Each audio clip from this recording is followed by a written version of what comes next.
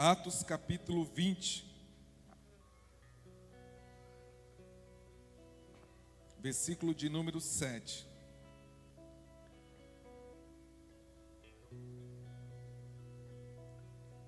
Diz assim: no primeiro dia da semana, ajuntando-se os discípulos para partir o pão, Paulo, que havia de partir no dia seguinte, falava com eles, e alargou a prática até a meia-noite. Havia muitas luzes no cenáculo onde estavam juntos. E estando um certo jovem, por nome Eutico, assentado numa janela, caiu do terceiro andar, tomado de um sono profundo, que lhe sobreveio durante o extenso discurso de Paulo, e foi levado morto. Paulo, porém, descendo, inclinou-se sobre ele, e abraçando-o, disse: não vos perturbeis, que a sua alma nele está. E subindo e partindo o pão, comendo, ainda lhes falou largamente até a alvorada, e assim partiu. E levaram vivo o jovem, e ficaram não pouco consolados, ficaram muito consolados. Amém? Deus, fala conosco conforme a tua vontade, em nome de Jesus. Nessa noite nós colocamos um tema sobre eu creio no milagre. Eu creio no milagre. A situação do mundo hoje é uma situação atípica, onde ninguém esperava que acontecesse essa situação. Nós sabemos que o mundo culmina para o fim da era da igreja na terra. Qual é o fim da era da igreja na terra? O arrebatamento. Aconteceu o arrebatamento, a igreja acaba a sua existência na terra. Nós sabemos que isso vai acontecer daqui a pouco. O culto nem pode terminar e Jesus arrebata a igreja, e quem estiver preparado sobe, quem não tiver vai ficar. Essa é a realidade da igreja. E o mundo está assim. E o que mais nos preocupa é que a maioria das pessoas estão confortáveis ao que está acontecendo. A maioria das pessoas estão relaxadas com o que está acontecendo. Ninguém está se preocupando. Quando eu falo ninguém, eu não estou dizendo 100%, eu estou colocando a maioria. Está se preocupando com o que pode acontecer já já. E a Bíblia, ela nos dá orientações concernente a isso. A Bíblia diz que nos últimos dias viriam tempos trabalhosos, homens amantes de si mesmo. Nos últimos dias, o amor da população em geral iria esfriar. E aí a igreja, muitas pessoas ficam tomando essa palavra para si. O amor ia esfriar, então é por isso que eu estou assim, eu não quero ir para a igreja, eu fico nessa. Aí teve gente que aproveitou a pandemia para não fazer nada para Deus. Ficou relaxado. Ainda bem que só tem crente aqui. Ficou relaxado, ficou tranquilo. Não, a pandemia está aí. Aí tudo era a pandemia, não é a pandemia, a pandemia. E aí não sequer fazia o que era básico: orar, jejuar, assistir ao culto. Eu deixo para assistir depois. Não assistia. E aí fica nessas questões, né? Ou está lá ou está cá. E aí eu encontrei essa palavra aqui, né? Há muito tempo eu não meditava nela, não pregava sobre ela. A Bíblia diz aqui que Paulo, depois de um grande alvoroço que aconteceu, depois que eles foram presos, Paulo e Silas foram presos, foram libertos, e aí ele continuou pregando, e as cidades foram se alvoroçando, né? Porque a Bíblia diz que onde eles chegavam, havia alvoroço. O que era alvoroço? Onde eles chegavam, havia um impacto da presença de Deus. Este era o alvoroço. Nós falamos na quarta-feira isso aqui. Onde o crente chega, tem que ter uma mudança de ambiente. Onde o crente de verdade chega, o ambiente tem que mudar, as pessoas têm que mudar o costume, o cenário que é de prostituição, que é de tráfico, que é seja lá o que for, tem por obrigação mudar. Mas o que está acontecendo hoje é o contrário. Os crentes estão chegando nos ambientes e estão se moldando ao ambiente. Se ali só falam de prostituição, aí o crente vai também falar. Se ali é de pornografia, aí o crente vai se moldar. No quartel diz 171, né? Ele se molda de acordo com o ambiente. Ele não procura ter uma luz que brilhe nele para que as pessoas mudem. Não. Ele se molda de acordo com o ambiente. E aí estava o alvoroço ali, a Bíblia diz que Paulo chega, ele reúne os discípulos, os apóstolos, em um local que iriam adorar a Deus, queriam partir o pão, queriam entrar em comunhão. Só que aí ele começa a pregar. E a casa está cheia de gente. Discípulos, imagina só os homens da unção lá. Só que nem em todo lugar só tem gente crente, irmãos. Não. Na igreja é bom que só tem gente crente. Não é. Só tem gente cheia do Espírito Santo. Se engana quem pensa assim. Aí a Bíblia diz que eles estão lá, a casa está lotada de gente, todo mundo esperando a hora da comunhão, do partir do pão. E Paulo começa a pregar. E ele começa a pregar, e prega, e nada de acabar o sermão. E vai pregando, e nada de acabar o sermão. E a Bíblia diz que tinha um jovem chamado Eutico. Olha só as qualidades aqui que eu vou colocar. As qualidades não, as referências desse jovem. Primeiro, estava assentado numa janela. A primeira referência que a Bíblia dá sobre o jovem Eutico é que ele estava assentado em uma janela. E aí, pastor, o que tem a janela? Para que serve uma janela? A janela, ela dá a visão para dentro e para fora. Primeira coisa que o crente não pode ser ou estar é numa janela. Quando eu falo janela, eu falo espiritualmente. Ainda bem que aqui nem tem janela, né? É numa janela. Porque a janela, ela dá o olhar para fora e para dentro. O que quer dizer isso, pastor? Tem pessoas, crentes, que não sabe se fica prestando atenção no que está lá fora ou no que está dentro. Ele não sabe se ele é crente de verdade ou se ele é mundano de verdade. Ele não sabe se ele vai para o mundo, se ele olha para a luz do mundo ou se ele olha para a luz da igreja. Porque a Bíblia diz que o jovem estava lá na janela. E a Bíblia faz questão de dizer no versículo 8 que havia luz em todo o cenáculo. Ou seja, estava claro demais. Só que ele preferiu ficar na janela. Porque ele não queria ficar ligado no que Deus estava fazendo lá dentro. A primeira coisa, saia da janela. A primeira coisa que você precisa fazer hoje para mudar de vida é sair da janela.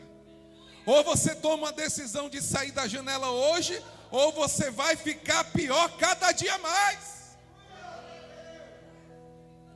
Então a Bíblia diz que ele estava sentado numa janela. Triste é o crente que se assenta na janela. Por quê? Porque ele é comparado ao crente da igreja Laodiceia. A Bíblia diz que o Senhor tem vontade de vomitar da boca.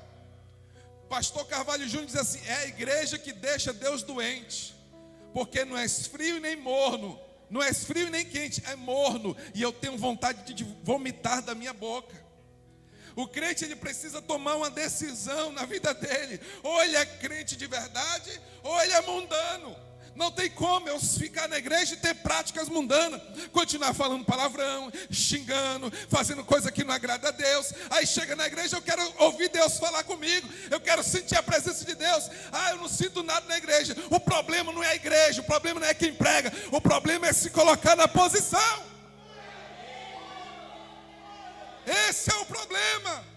As pessoas estão brincando, aí só querem ir para o lugar que agrada a alma. Para o lugar, vai no psicólogo e pergunta: o que eu posso ouvir para agradar a minha alma? Ele vai dizer: porque na igreja é local de mudança de vida. Enquanto eu não mudar de vida, enquanto eu não sair da janela, não vai ter um diferencial de Deus na minha vida. Ou eu eu saio da janela, ou eu fico do jeito que eu estou. Morno, esfriando cada dia mais. Aí qualquer probleminha eu já quero largar tudo. Já quero sair da igreja. Não é assim. A pessoa tem que sair da janela e se ligar com o que Deus está falando, com o que Deus está fazendo na terra. Aleluia. Primeiro, ele estava sentado na janela. Segundo,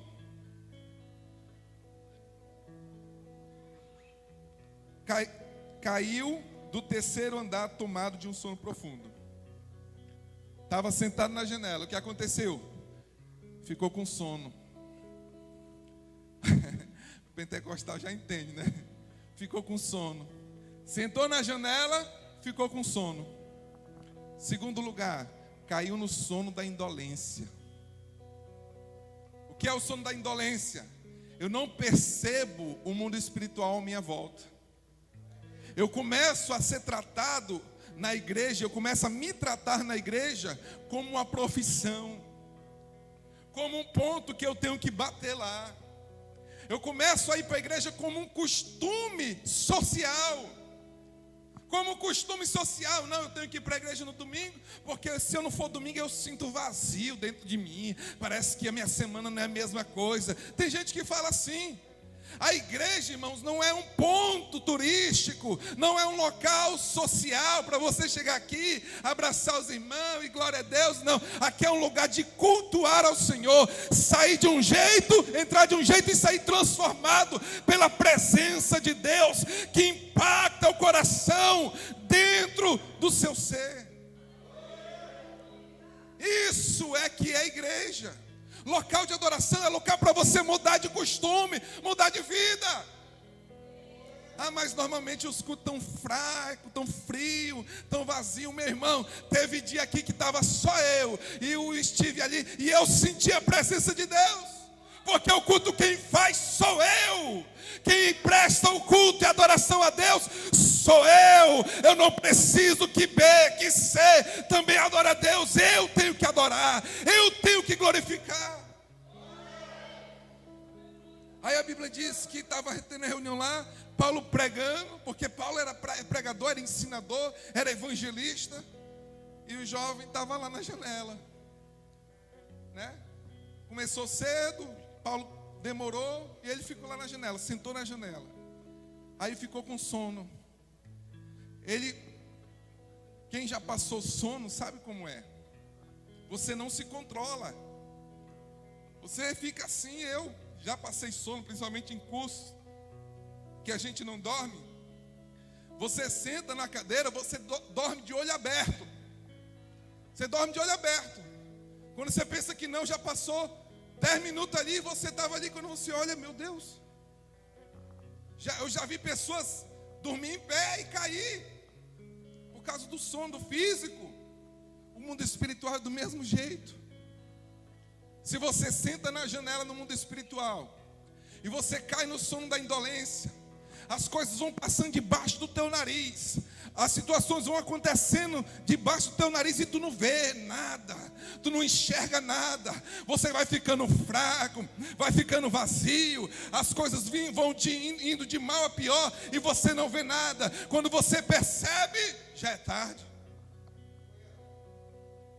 E aí a terceira coisa que acontece com ele cai. A Bíblia diz que ele senta na janela, fica com sono e cai. Cai do terceiro andar. Foi de pequeno, cai do terceiro andar, cai. E essa queda, irmãos, aqui no mundo espiritual,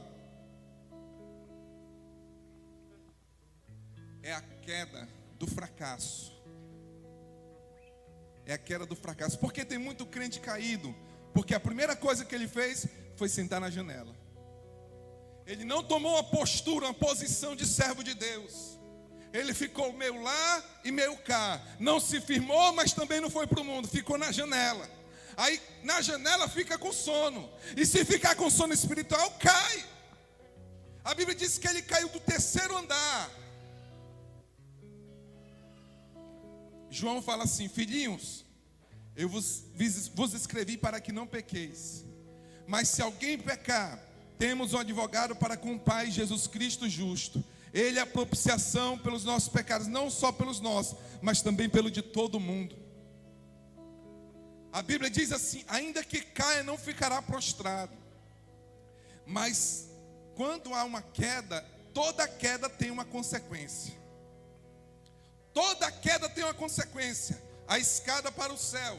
Imagine comigo, a escada para o céu, irmãos, ela é bem estreitinha assim, ó. Bem estreitinha. Só cabe os 2 pés assim, ó.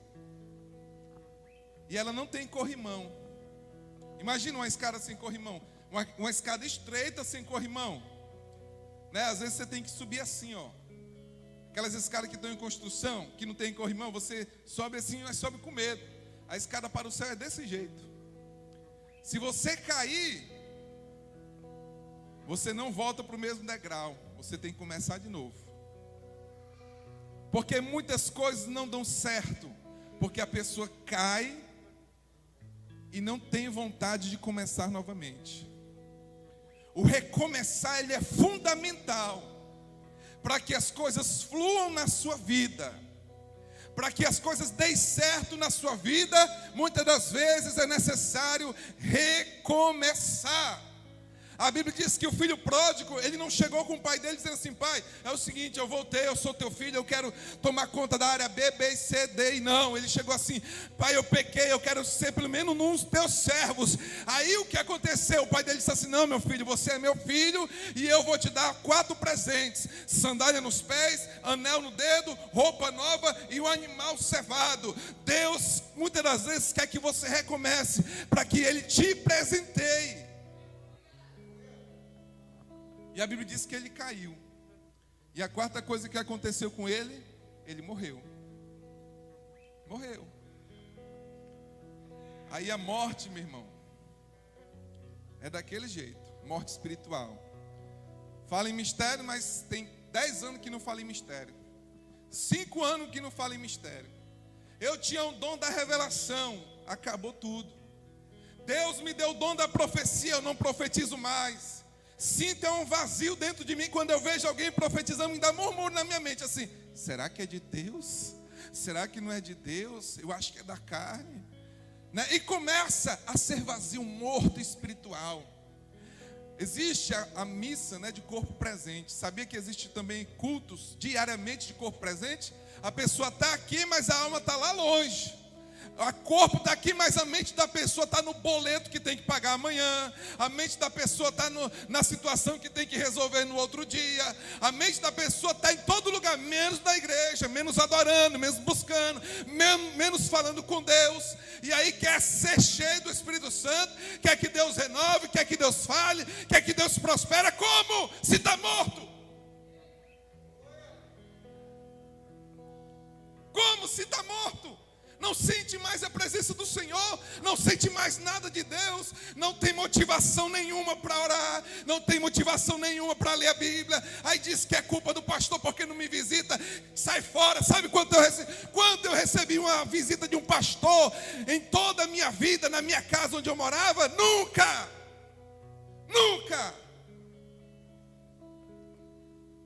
Passei mais de não sei quantos anos sem receber a visita de um pastor.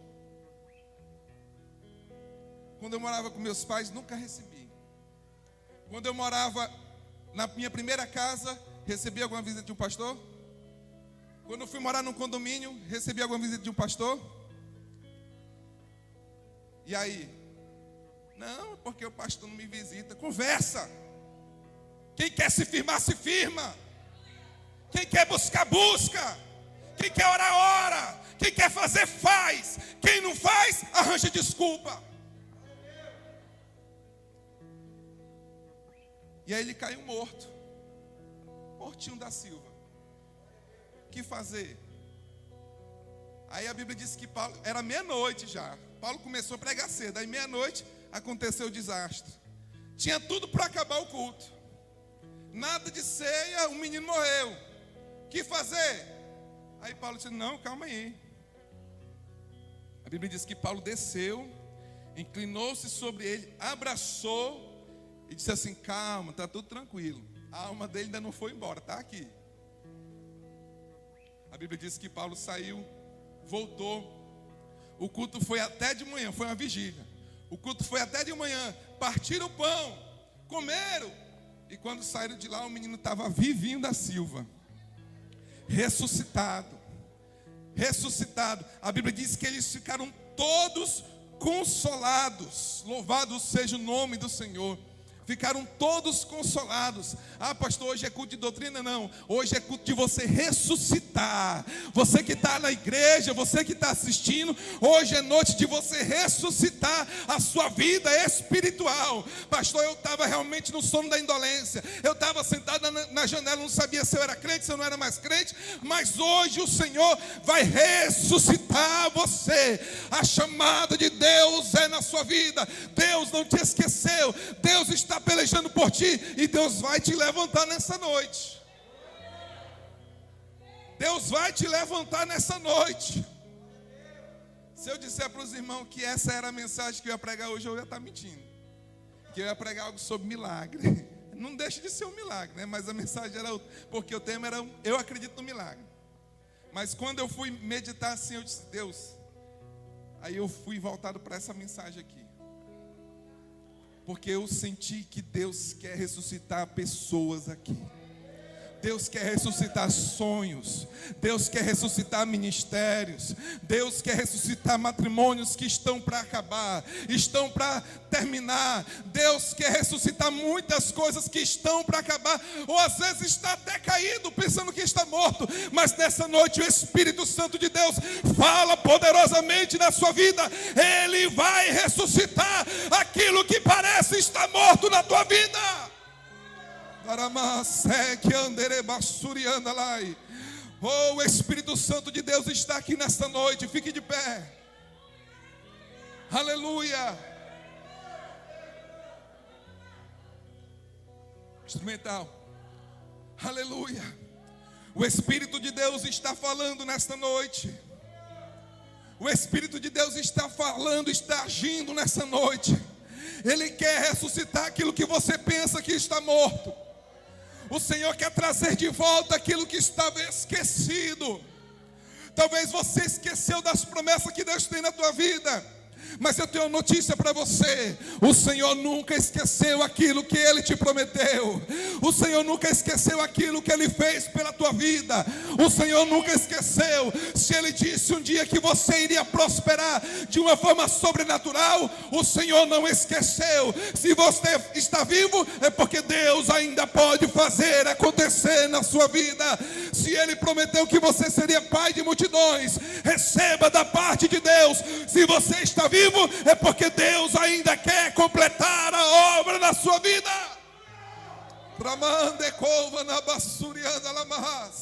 O Espírito de Deus está aqui chacoalhando a tua alma. O Espírito de Deus está aqui chacoalhando você. Talvez você está pensando, eu nem ia para o culto hoje, mas Deus te trouxe aqui para dizer, eu vou ressuscitar aquilo que você pensa que morreu. Aleluia. Se até hoje você estava sentado na janela, o Espírito de Deus está te dando um choque espiritual, e você vai ser chacoalhado por Deus, e nesta noite Ele vai te levantar. Oh, lamande cacete.